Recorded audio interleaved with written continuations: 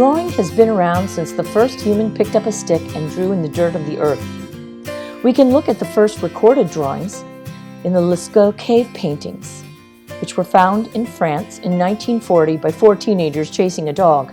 The paintings feature beautiful recreations of hunting scenes and animals, and were most likely created using bones, sticks, and mineral pigments, as well as being etched into the stone.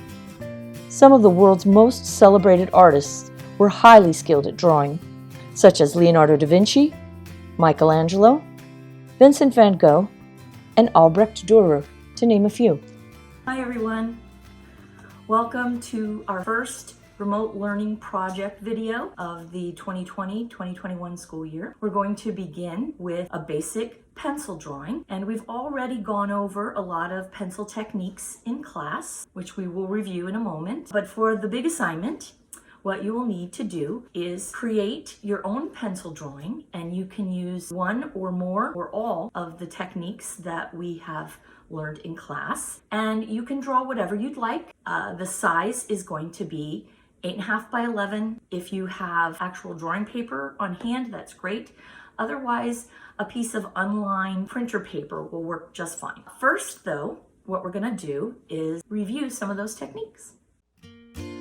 So far, we've learned how to use pencil to create light and shadow with hatching, cross-hatching, contour hatching, tick hatching, scribbling, and smooth blending. We've learned that the light sketching around the outline of an object is called contour lines. And we've learned that value is the lightness or darkness of a color.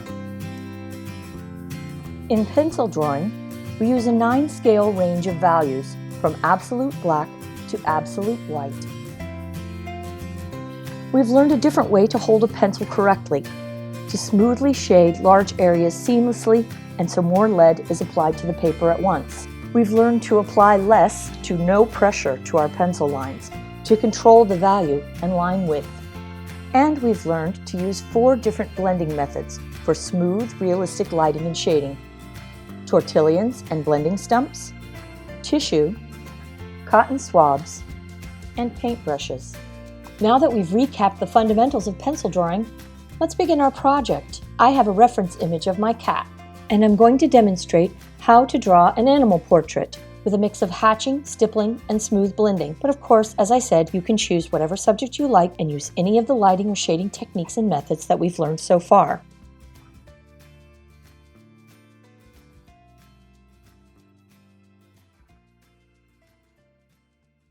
Now I will begin the process of adding in the details with lighting and shading as I go. I like to begin with the cat's eyes. So I'm going to fill in the dark area around the cat's eyes first, making short strokes.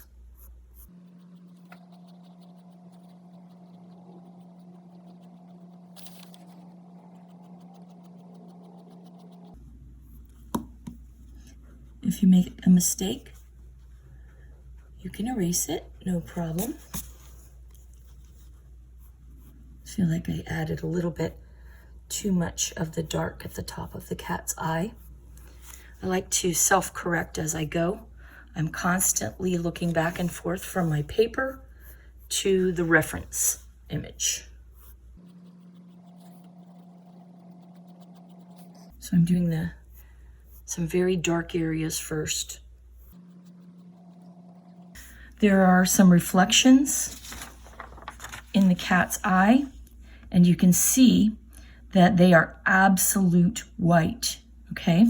So I'm just going to draw some contour lines around those reflections lightly so that I'll remember to leave them white.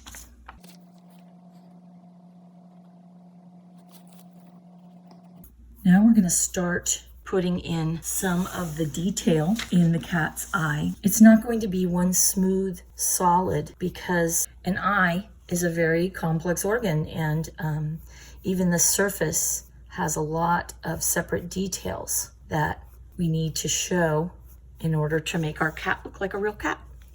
I also just noticed that maybe the bottom of the dark is too wide or too thick.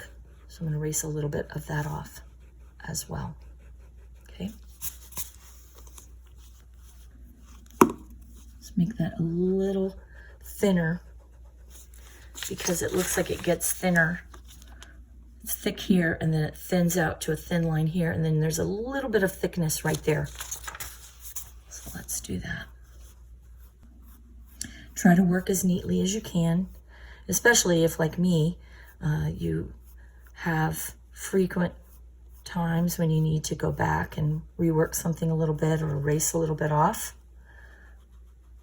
I would recommend using a paper towel or a tissue, not just for blending, but to protect the artwork from any of the graphite that may get onto your hand.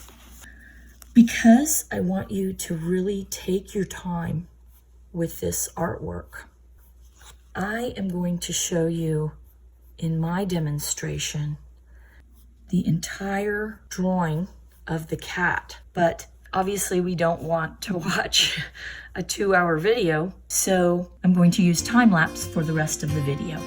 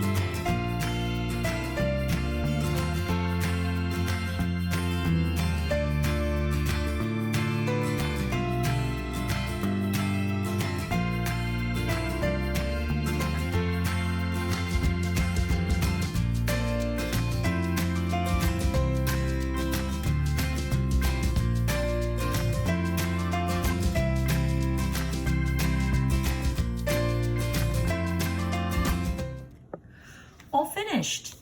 I hope you enjoyed watching the pencil drawing process video, and I hope you noticed a few things. I printed out my reference photo in black and white so I wouldn't be distracted from the values of black and white by any color in the image. I left some absolute white space, and I used a variety of methods to create lighting and shading, such as hatching, cross-hatching, stippling, and smooth blending. I sharpened my pencil frequently and use different ways to hold the pencil to cover more shading areas faster. You can see the full range of values from absolute white to absolute black in my drawing. I constantly looked back and forth from my reference image to my drawing so that I could self-correct as I went along. I did a lot of eraser cleanup so that I could get rid of any smudged areas outside the drawing.